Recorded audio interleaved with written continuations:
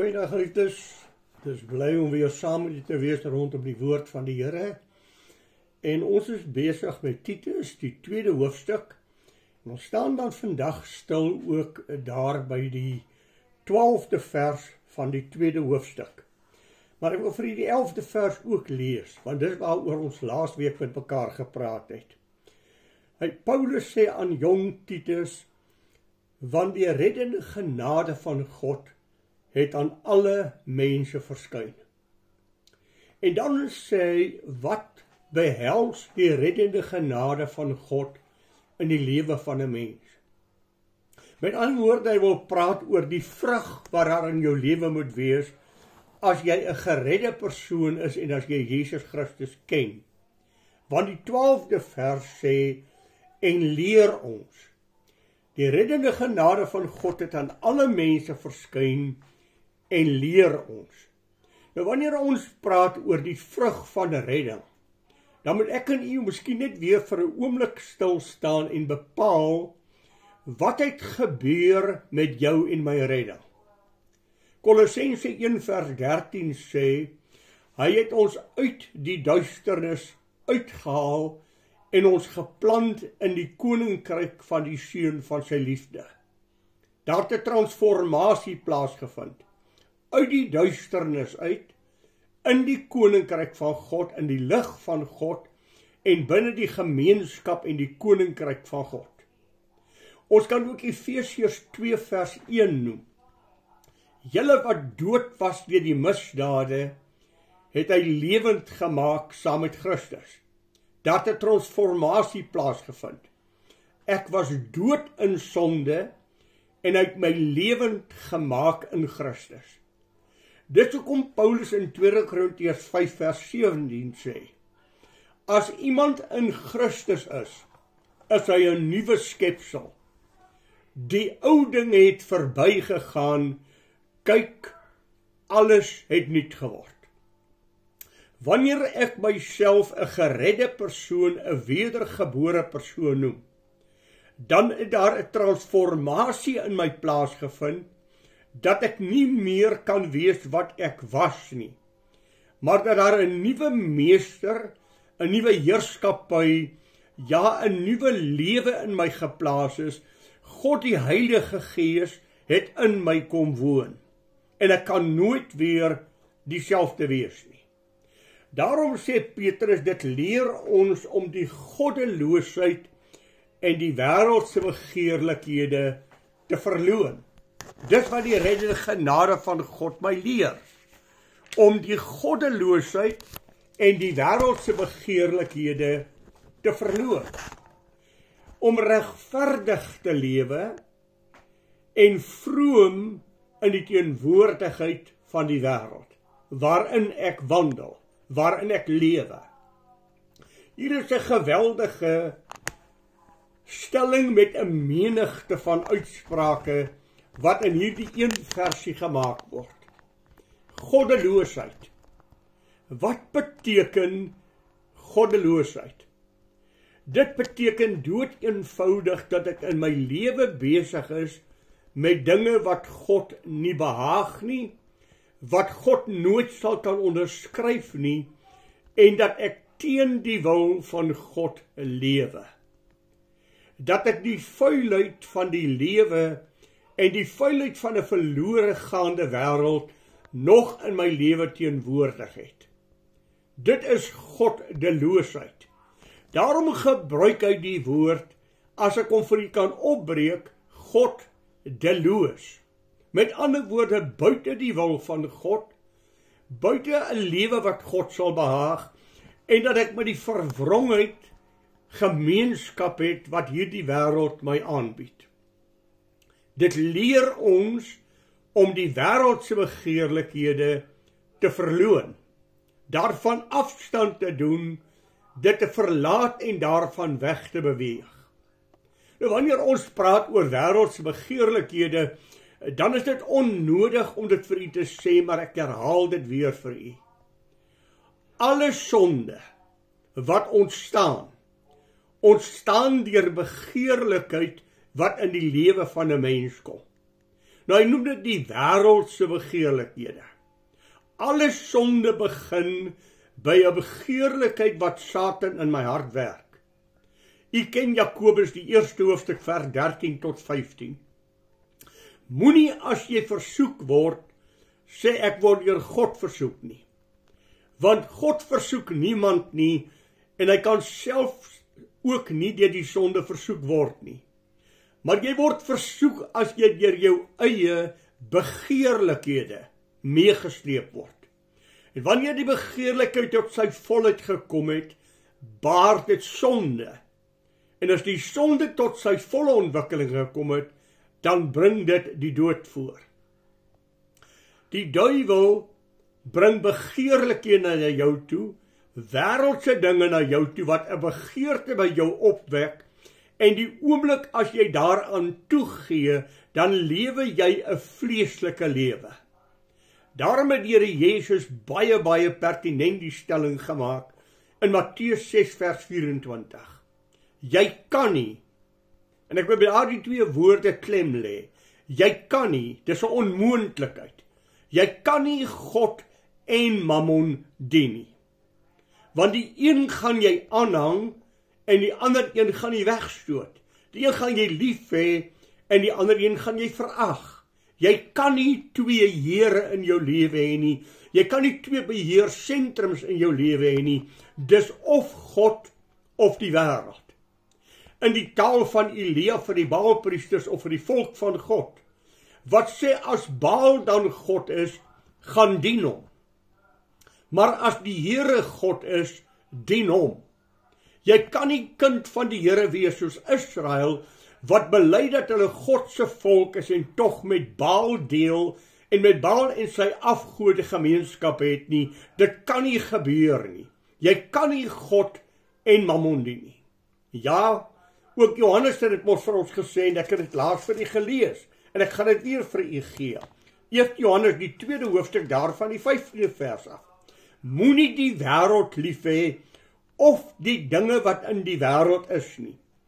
As iemand die wêreld liefhet, dan is die liefde van die Vader nie in hom nie.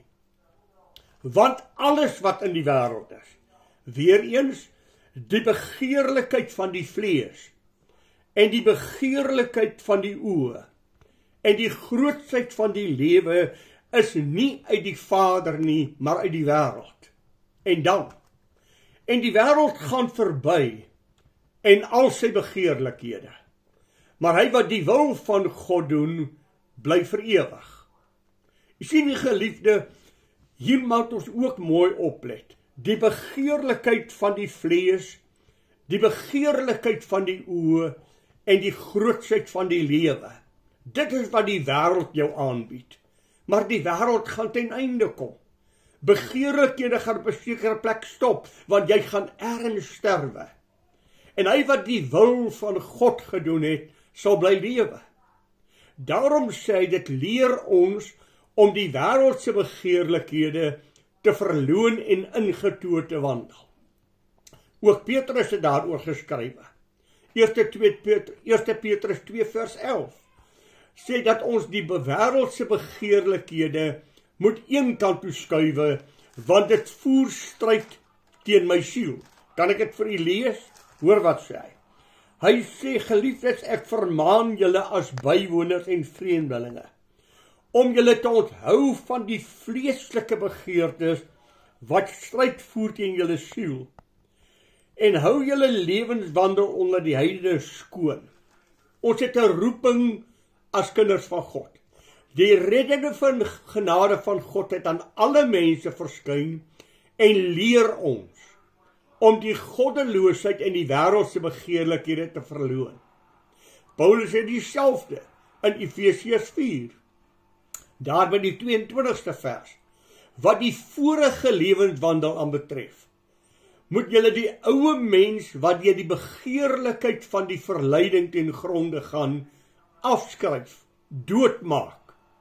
En die 24ste vers, en julle moet julle beklee met die nuwe mens wat na God geskape is, in ware geregtigheid en heiligheid. Hy sê dit ook aan die Romeine. Ek vermaan julle dan by die goedertierenheid van God, dat julle julle liggame sal stel as 'n lewende, heilige en aan God welgevallige offer. Dit is julle redelike godsdiens. En word nie aan die wêreld gelykvormig nie, maar word verander deur die vernuwing van julle gemoed. Die nuwe vertaling sê deur julle denke, sodat julle kan beproef wat die goeie en welgevallige en wil van God is. Jy kan nie jou liggaam as 'n lewende, heilige offer aan God stel en ook die wêreld dien nie. Daarom sê hy dat ek die wêreld moet een kant toe stoot. Word nie aan die wêreld gelykvormig nie. Word verander deur die vernuwing van jou gemoed, sodat jy kan beproef wat die goeie en heilige en volmaakte wil van God is. Daar moet iets in u en my lewe gebeur. Ook in Jakobus, die 4de hoofstuk, kan ek vir u lees, as hy daar by Jakobus 2 by vers 4 vir ons hierdie woorde sê. Jakobus 4 vers 4. Egbrekers en egbreeksters, weet julle nie dat vriendskap met die wêreld vyandskap met God is nie? Wie dan 'n vriend van die wêreld wil wees, word 'n vyand van God. Of meen julle dat die skrifte vergeef sê, met jaloersheid begeer die gees van God wat in julle is? Die gees van God wil my nuut maak. Die gees van God wil my herskep. Daarom as ek dan 'n vriend van die wêreld wil wees, kan ek God nie behaag nie. Maar die Heilige Gees wil hê dat ek die wêreld sal eenkant toe skuwe en myself aan God sal vasmaak, onlosmakend aan God verbind. Dis juis die wêreld wat die sondige vlees in my aanjaag. Die duiwel gebruik hierdie ou sondige stuk mens wat ek is, wat van nature verwronge is, en hy jaag my op die pad van begeerlikhede. Ek het al so dikwels vir u gesê, die duiwel sal my nooit verlei met drank nie, want ek haat dit met my hele wese. So hy sal daardie versoeking nie na my toe bring nie. Maar as nougat sonde was, dan sou ek 'n groot probleem hê, want ek het 'n verskriklike liefde en 'n aanhang vir 'n lekker nougat. Die duiwel kom na jou toe op jou swakste punt, in jou vleeslike toestand. Hy bring na jou toe wat jou swakste punt is. As jou swakpunt vroue is, dan sal hy jou met pornografie pla. Dan sal hy gedurig vir jou negatiewe gedagtes gee rondom 'n vrou. Dan sal jy, as jy na 'n vrou kyk, slegte begeertes hê. Dit is jou swakpunt. Hy kom na elkeen van ons se swakpunt toe. Is jou swakpunt skinder, dan gaan jy 'n probleem daar hê. Is jou swakpunt 'n humeur, dan gaan jy 'n probleem daarmee. Daarom gaan lees weer Galasiërs 5 vers 19 tot 21. Dat jy vyandskap en twis en jaloersheid en al daardie negatiewe dinge uit jou lewe uitkry, want dit behaag God nie. Sodat Paulus self sê dat hy wat hierdie dinge doen, sal die koninkryk van God nie beerwe nie. En dan lees jy vers 22, die vrug van die Gees. Dit kan openbaar geestelike karaktertrekke van God wat in jou en my lewe teenwoordig moet wees. Daarom die gereddende genade van God leer ons om die wêreld en sy begeerlikhede af te lê, af te sterwe, te verloon. Ingetoe, regverdig vroom in die teenwoordige wêreld te lewe. Afvalligheid is om toe te gee aan verleiding.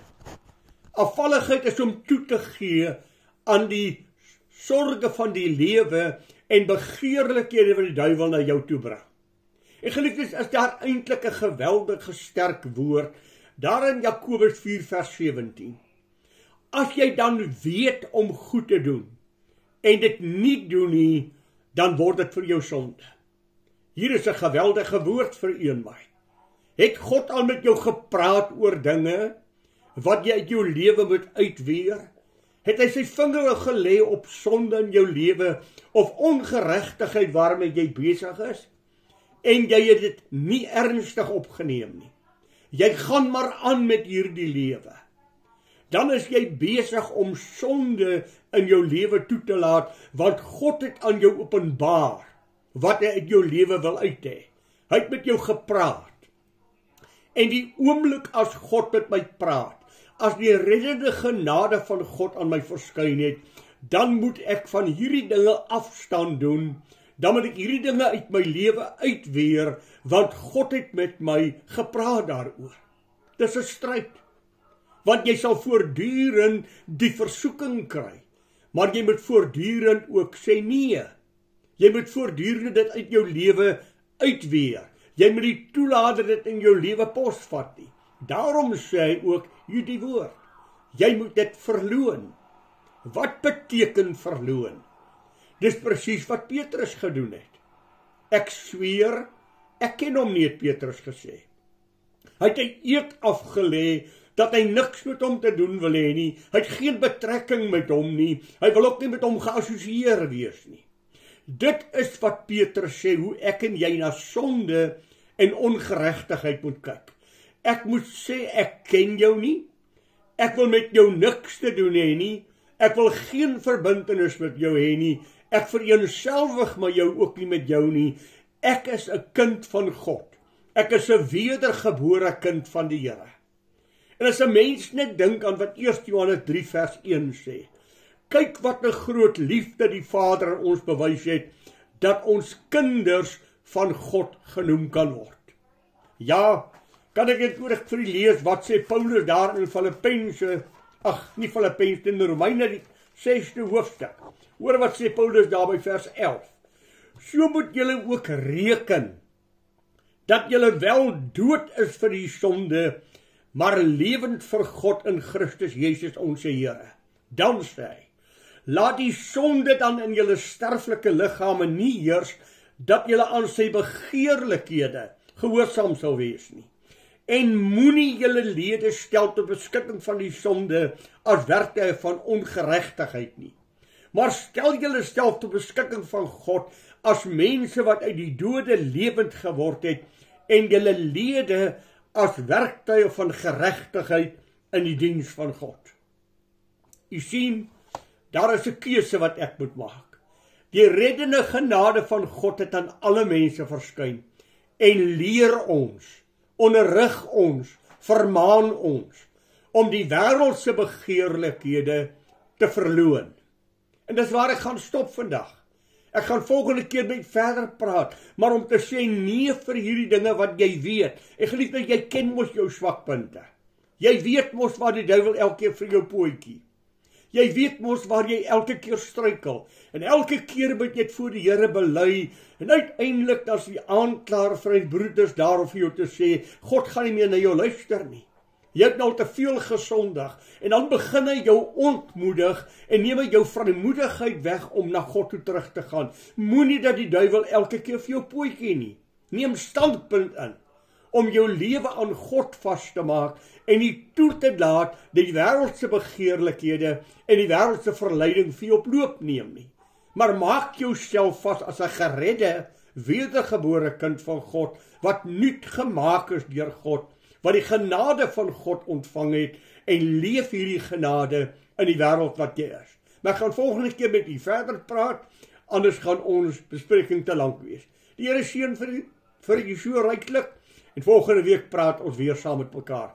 Goeiedag vir u en ek bid werklik dat die Here sy genade milddadig aan u skenk en dat u geestelik met die Here sal groei. Goeiedag geliefde en die Here seën vir u. Mooi dag.